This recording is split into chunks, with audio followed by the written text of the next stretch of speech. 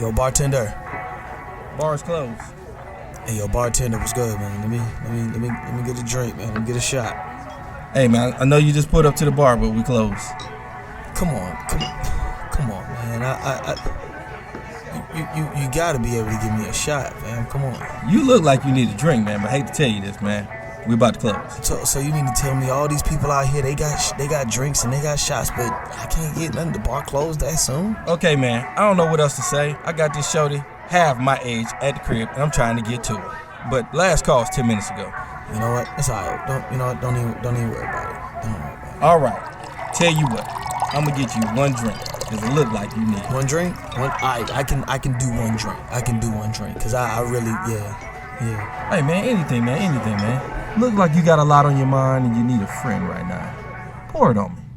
Ain't no last calls here. Bar Talk with Jay. Welcome to Bar Talk with Jay. Welcome. One of the things I want to brought to you by is Dispose LLC. This is a garbage company been doing great things for a minute and a half. And I like to say, all you got to do is give us a chance. Give us a try, and you'll find out that we can do many things for you. And if you wonder what all we can do, we can get that trash away from you. It's not just a regular household 90-yard toter. That's just your regular people. I'm the one that's going to get that remodeling. Yes, when you need that big dumpster to get all that stuff out of there. Back when coronavirus, you had all that stuff stored away. All you hoarders, you can give me a call at Dispose, and we can get that can over there, 30, preferably probably a 20 if you got a small situation. And we even got a 15-yarder. Yes, we got something for you. Nice. Just give us a call at Dispose LLC. Now, I got to get back rocking with this man that's been rocking with me for 7 years. This man comes in each and every time with a smile. He don't fake it, he don't play it, but he is Craftmatic. How you doing that night, big baby? I'm doing good, Jay. Everything's good, man. And this man come in with me. Y'all need to pay attention now. I'm telling you something. Y'all man might come in mad at the world. He come in smiling. He don't let this stuff that's in this world bother him. Yeah. I just want to make sure y'all pay attention. You're a good man and be single. You are applauding. Look at you. Hey, man. Just stirring it up. Yeah. So I'm doing good, Smooth Jay. You know, here we are getting ready to hit 2024. Say it again. And, you know, got to take a look at who we are, where we are, and where we're going. And I'm taking a good look at that right now in my life. So kind of in a meditative state as we close out the year. Right. But I'm doing well, man. How you doing? Let me tell you, man. Puzzled, but I'm always trying to stay uplifted. One of the problems I always have, I told you, is constantly battling of trying to stand on a positive spiritual trail compared to a negative downward.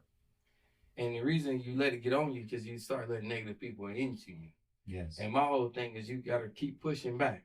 And again, it's a practice because I can get just as ratchet as anybody else. And one of the things I don't need to do is go down a rabbit hole. Knowing that I know better and I don't do better. That's right. So it's still a challenge. So again, for all y'all that's acting crazy out there, I still throw these hands. But again, that's not what I need to be doing. That's right. I have to make sure I put myself in better positions because if I got to go back to old school ways and throwing hands and stuff, then I kept an old school mindset. There you go. And that's not what I need. There you go. A great way to introduce our show.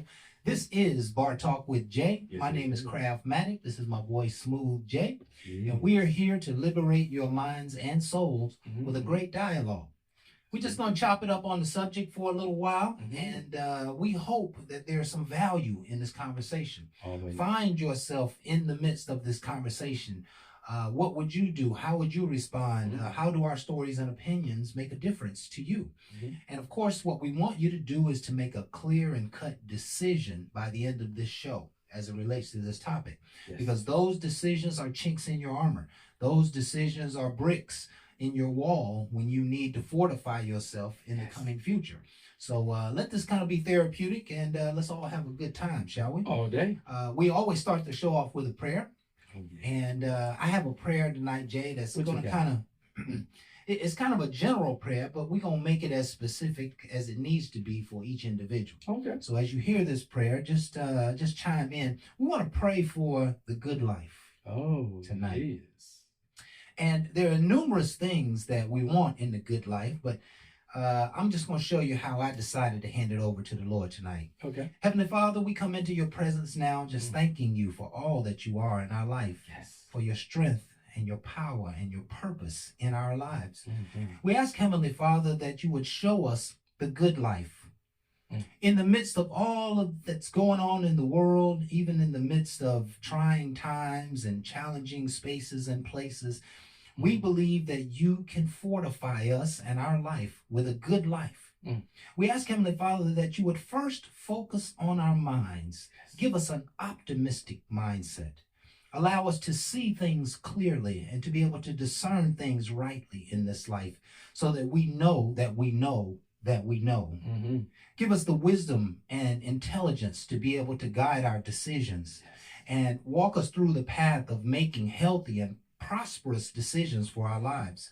We ask, Heavenly Father, to have great relationships, to be surrounded by good people who are positive, people who are going somewhere, people who are healthy, people who are hungry for the good life, people who are loyal and people who are righteous, Heavenly Father.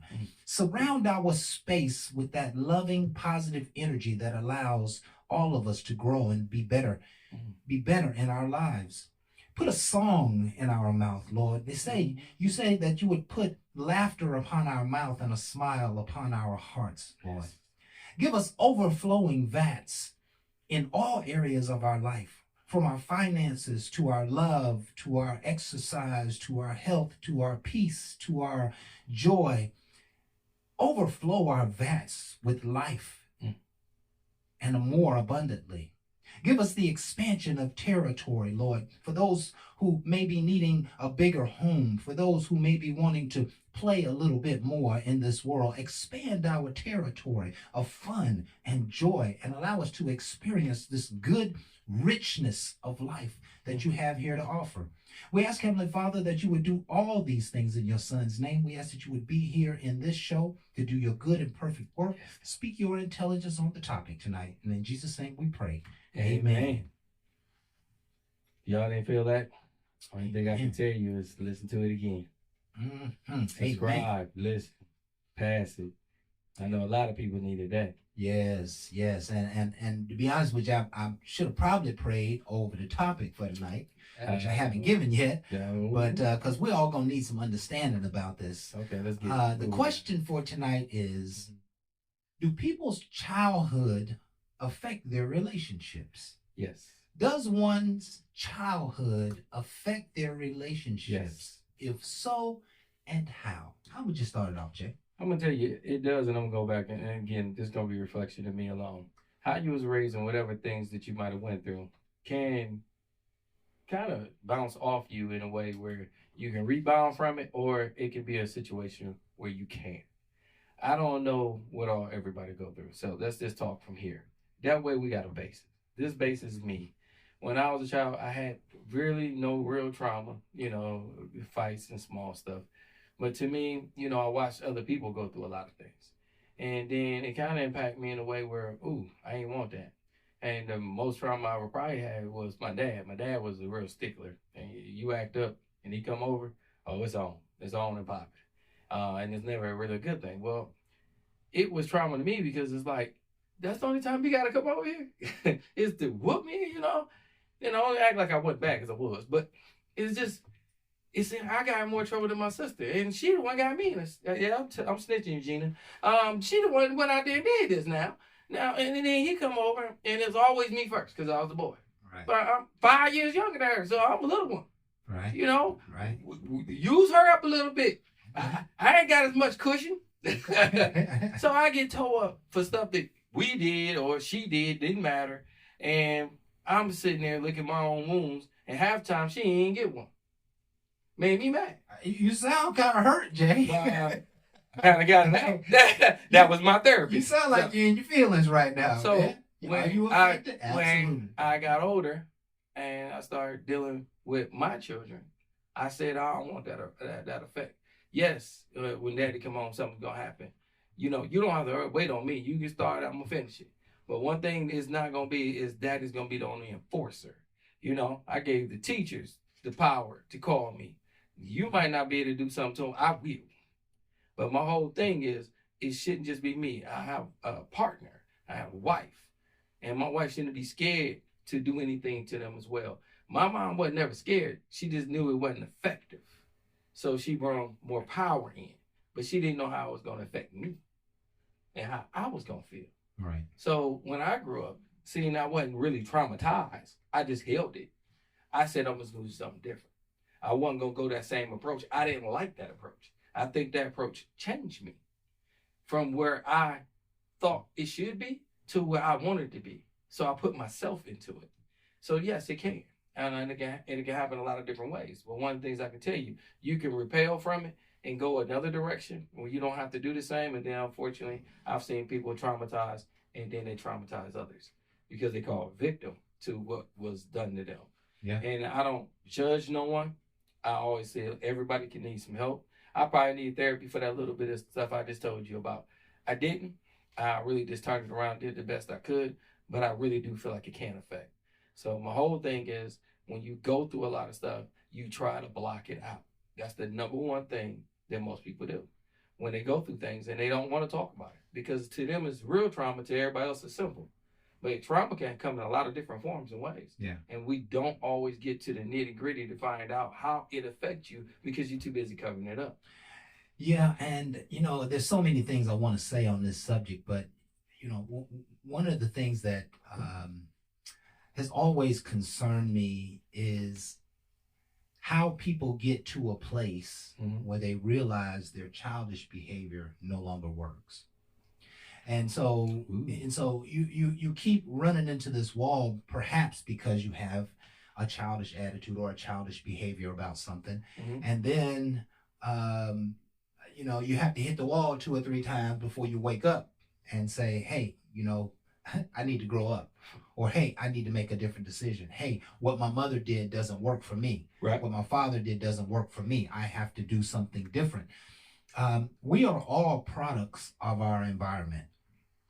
True. That is the way the whole world works. You're going to become kind of like the person that you were raised to be. Right. And oftentimes, that's not bad, if you were raised, right. Whether you were raised by parents or, a grandmother or auntie or whoever, if you were raised, you should have been raised to take care of yourself, take right. care of your business, right. to protect yourself.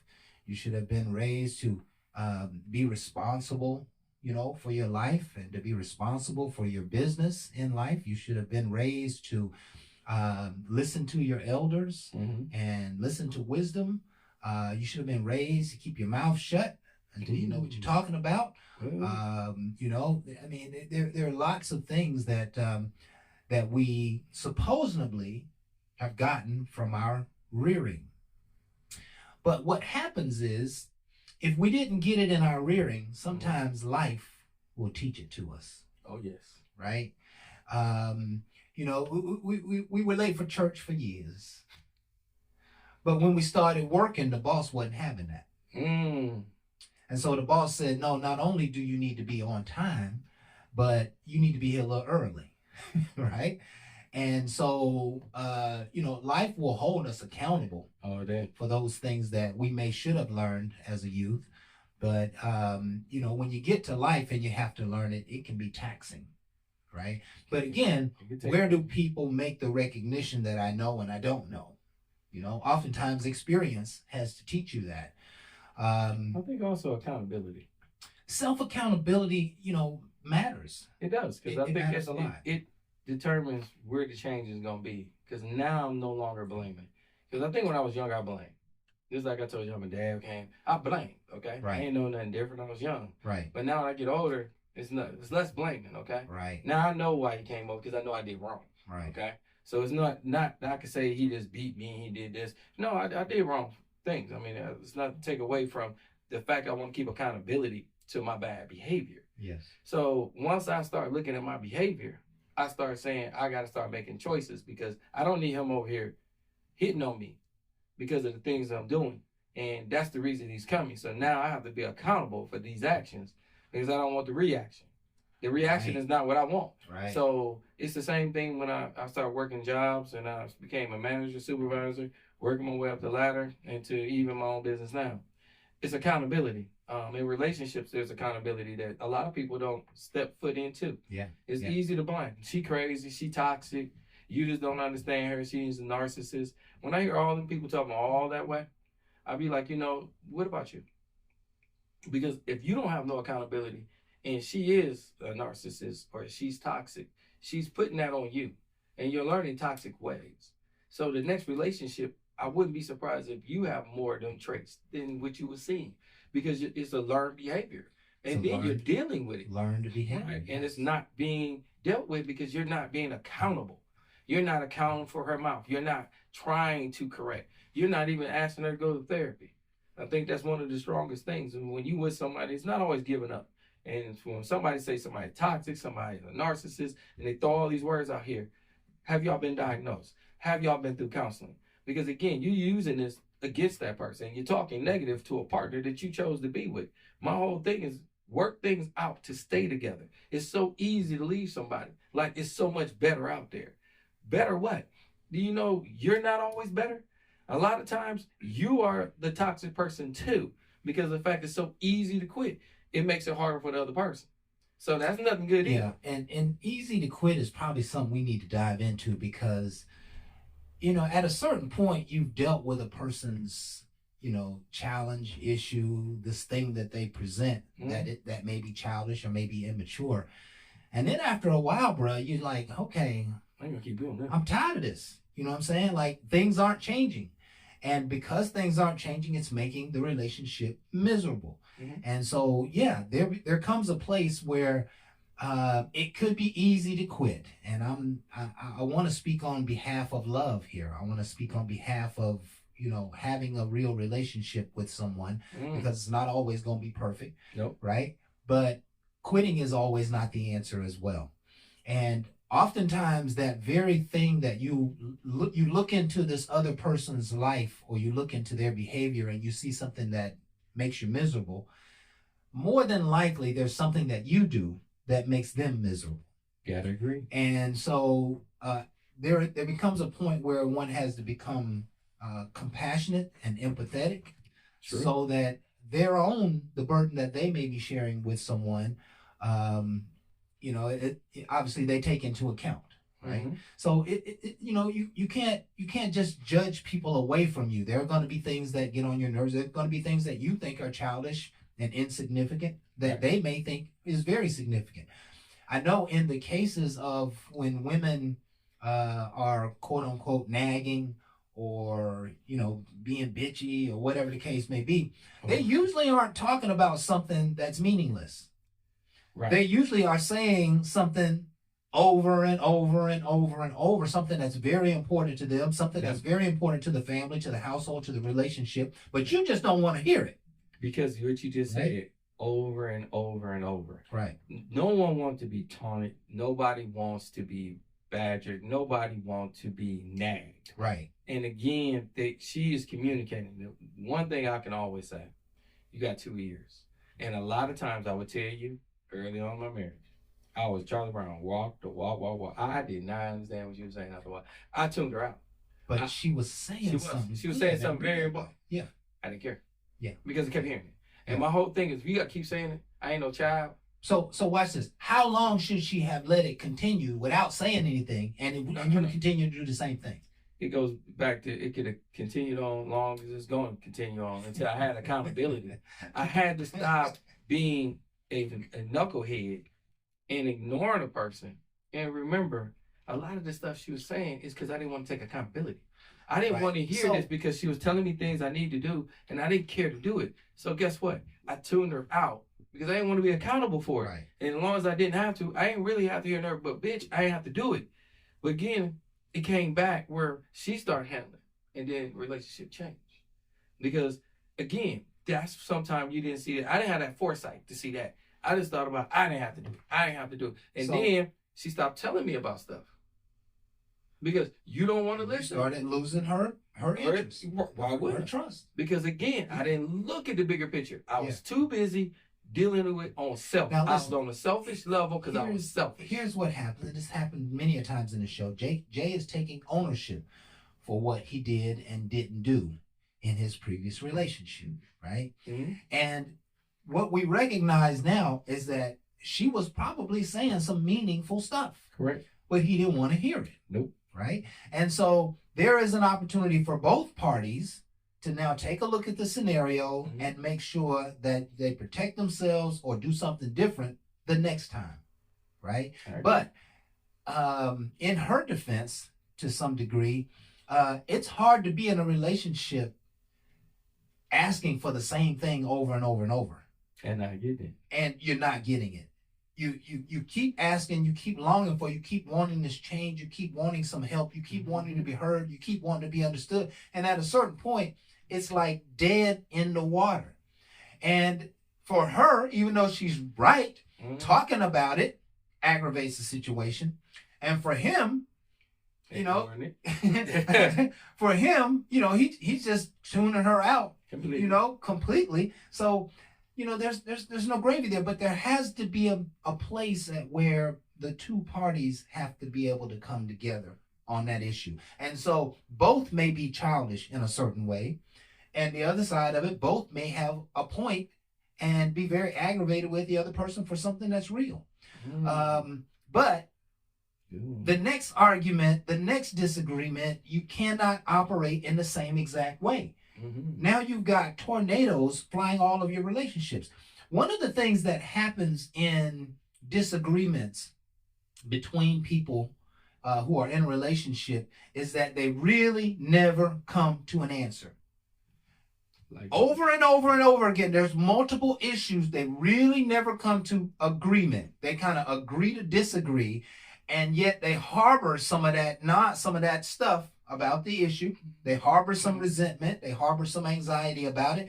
And it doesn't come out until one of those heated episodes. Now you're talking about old stuff. Yep. That's kind of childish, right? I will tell you. To blow up and talk about what happened last week or last year, you know. I had that happen so much that I made a way to make change. This might not work for you guys, but I'm going to tell you one of the things I did. Is when somebody comes to me and they give me some information, and it might be something that I probably don't want to hear. Like she's telling me some negative stuff about me. Or something I did. Let's just do it like that. Something I did that made her upset. And Lord knows I'm a jokester, so I probably said something. My mouth kind of fly.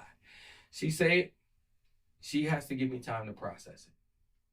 The biggest problem today is you expect immediate change in a person that has habits that you knew about, but you won't change immediately. You have to give me time to digest what you said. But you so in your feelings. I would normally say, okay, I'll get back with you about it. Now, she might say I'm blowing her off. I have a responsibility because I have accountability. So my responsibility is to listen to what she said and then come back and address it. Because then you don't leave the table unturned. You're actually turning it in a way she know you listen, and then you coming back because I had time to process. If not, I'm gonna give you my feelings. That's not my process. That is how I defend half the time. You come at me in a way, and then all of a sudden we get combative. I don't want to answer you now. Right, because I have the right to have time to process. Yes. You just gave that to me. Yes. And now you expect me to say I'm sorry and all this. That doesn't cause change. My words of sorry, I don't care to use it as much. I'm gonna tell you why. I'd rather make the change if it's something I can process. Everything you give me, I'm not gonna process for you. I want to process it for me, and it might be a better for me because I heard it, I digested it, and when I come back, you be like, I didn't know it landed like that. I didn't even know you took it that way. But you know something? I'm gonna see what I can do. And one of the things is I might not use the word. I might use a word that she got offensive. I agree with her. That's a word I need to make sure I get out my vocabulary. Why? I want to show growth. I also want to show her that I'm listening. And I want to add value back to our relationship. In the past, I didn't. Yeah. I just fired back. Yeah. And them responses was not add on. It was just a deflection. And here's what's important, Jay, is that especially men do need time to process more than women, right? Because what we're really doing is we're biting our lip. You know what I'm saying? We're biting our lip. We kind of chewing on it for a little bit, and then we soften up. And when we soften up, that's the time that we can start expressing it. But one of the challenges that happen in relationships all the time is that you give people an opportunity to swallow the pill, whatever that happens to be, and then they come back and share with you how they really feel, and it upsets you.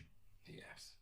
How they really, you wanted the truth, you got the truth, and now you still upset, right? There's got to be some childishism, some immaturity in that equation. It is. You have to be willing to receive the real impresses, and then you can make a decision from there. And that's why sometimes you got to take time, because that happens a lot. Where I have to look at the way you present it, your head moving and all the rest of it. It's comical to me.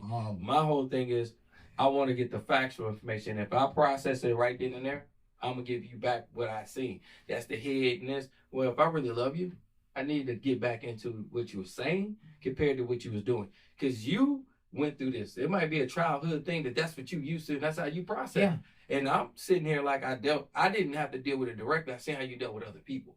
You never brung it to me, but now you upset. Now I get it. Right. So I kind of knew it was in you, but now it's at me. Yeah. So my whole thing is not to combat you, not to fight you. It is for me to take that same situation like I do the rest.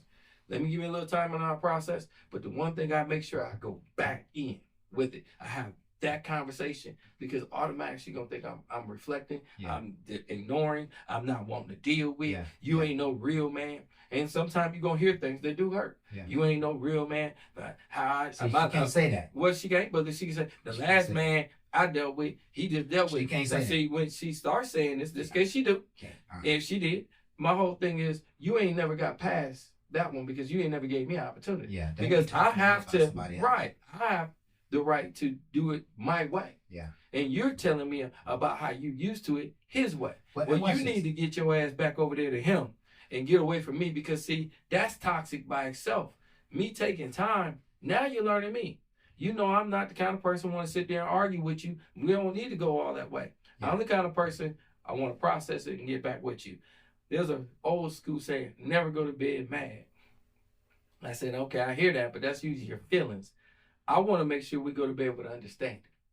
Because I can't stop you being mad, but I might not have meant for you to be mad. So let me give you a better understanding of what happened, okay?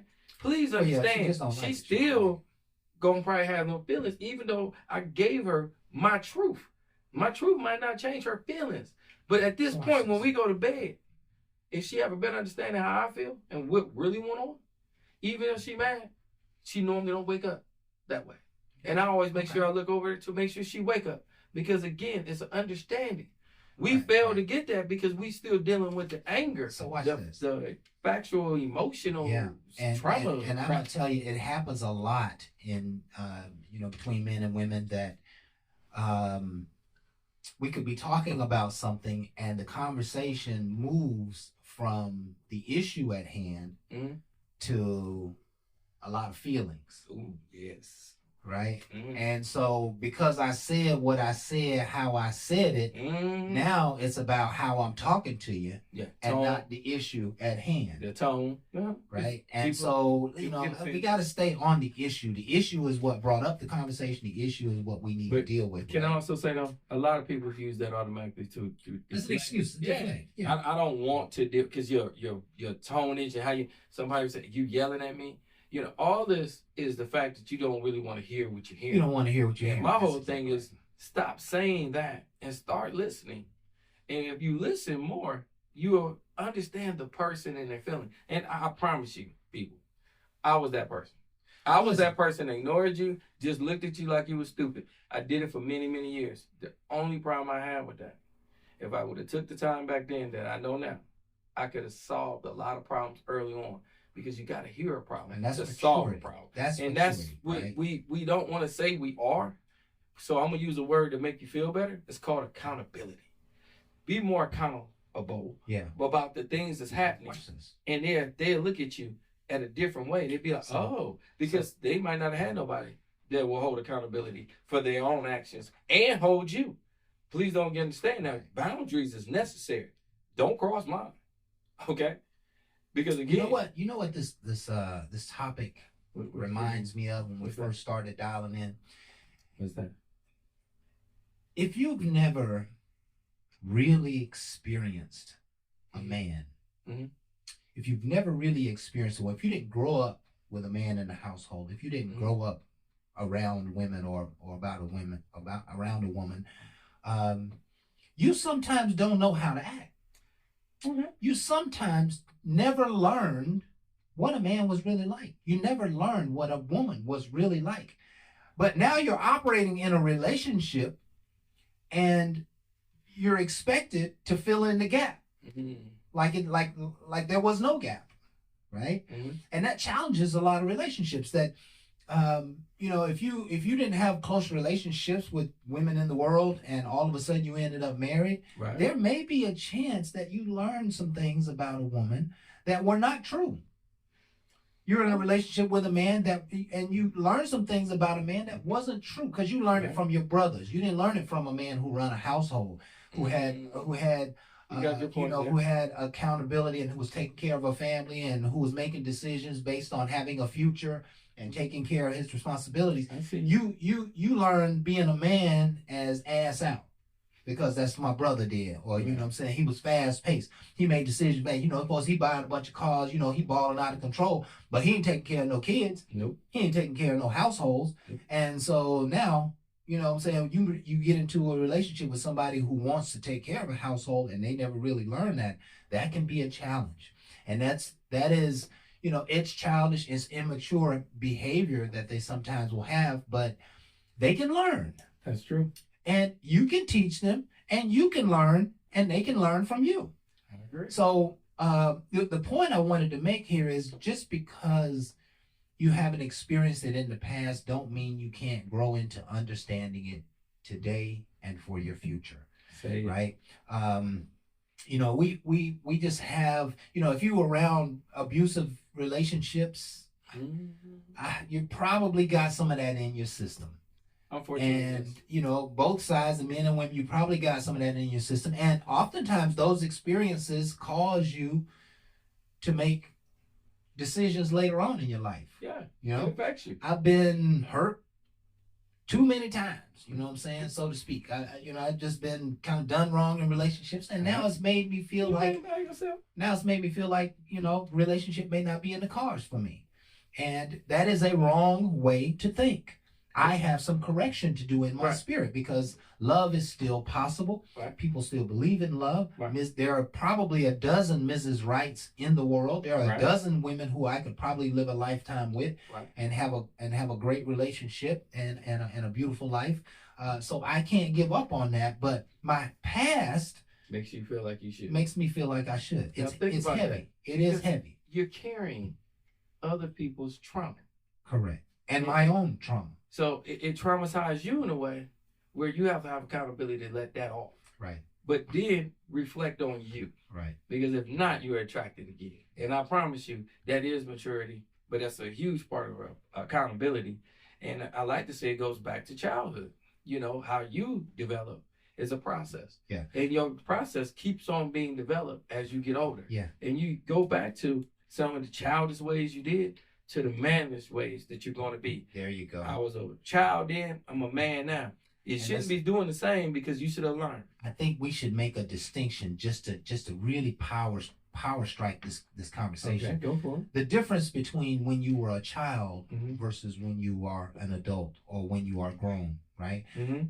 There's a great difference in how we manage time as a child and how we manage time as grown folk. As grown folk, we should be planning and saving.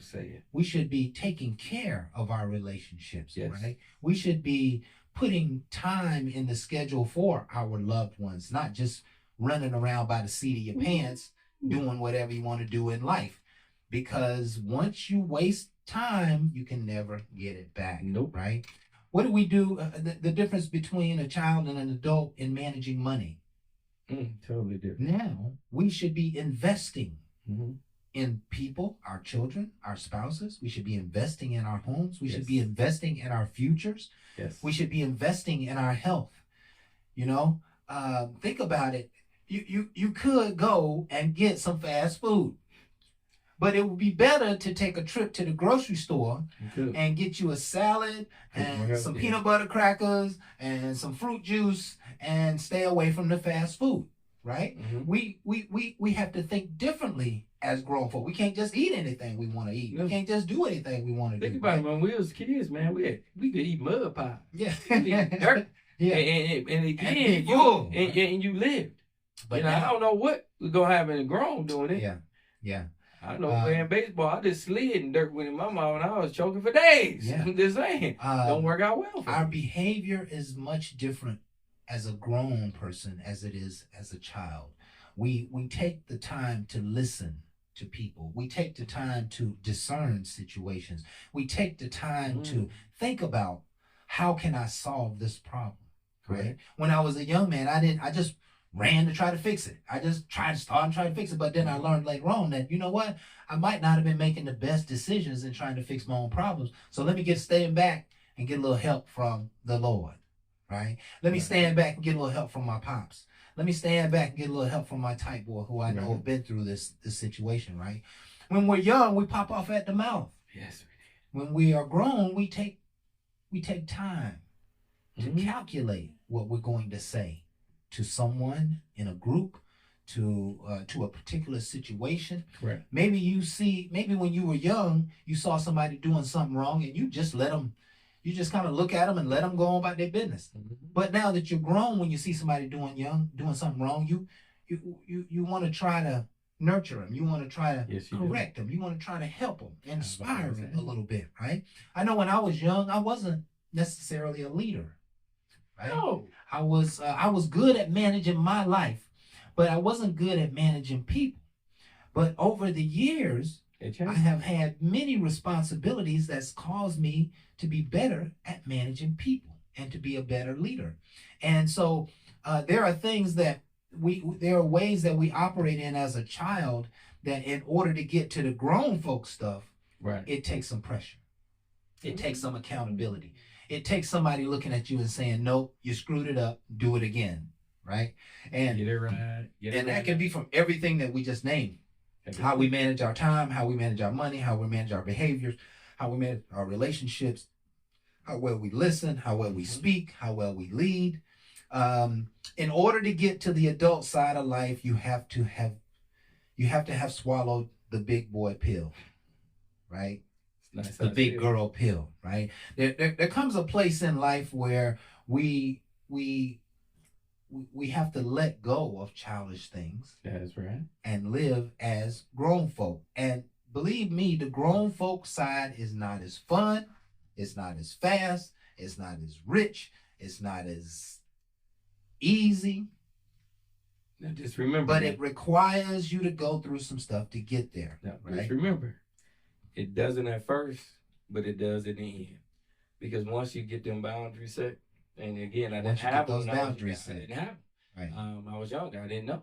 Right. So once you start getting them boundary sets and you start walking within your purpose, then you can start managing your happiness. Because again, it's back on you. And it starts with you. And what I'm noticing is a lot of people put it in someone else. And you should never put your happiness in another person. There you go. I'm not saying your spouse cannot give you joy. Please do not take this in the most negative way. She can. But it also starts with you. Because if it starts with you and she has it too, y'all add to it. And that's what this should be. It should be a multiplication of y'all magnifying y'all happiness, y'all love. Yeah. And what happens is one person gets it all from you and the other one don't get it. And the next thing you know, that's where the bickering and then the non-hearing and the fussing can come from. Listen, in the midst of this scenario you just painted, there could be a lot of selfishness. Oh, yes. It sure can. You know, you might have grew up only child and you don't know how to share, and so you kind of selfish, right? You good in the sandbox by yourself. Yeah, there could be a lot of controlling. Someone just likes to control you. They want to tell you what to do, but don't want to hear what you got to say. I've been there. Right? Those are childish behaviors. I want to do what I want to do for vacation. I don't want to do what you want to do. But see, he might want to go to the mountains, or he might want to go snowing, or he might want to go hiking or something like that. But no, she wants to just go, down to the Bahamas and lay on the beach, right? And that ain't as much fun to him. So some of the childhood behaviors can be about self, right? And some of the childhood behaviors can be about not being a team player, right? And we have to assess all of those things coming into our world. If we're going to find love, if we're going to have someone into our life, we are really looking for somebody who does not operate on the childlike side. Man, Craft, I really feel like, man, when you date somebody these days, we just need to have a questionnaire and let's just battle and go down the questionnaire. Because But you ain't gonna get real answers. that's the problem with people. Yeah. Because my whole thing is you want real, but you won't be real.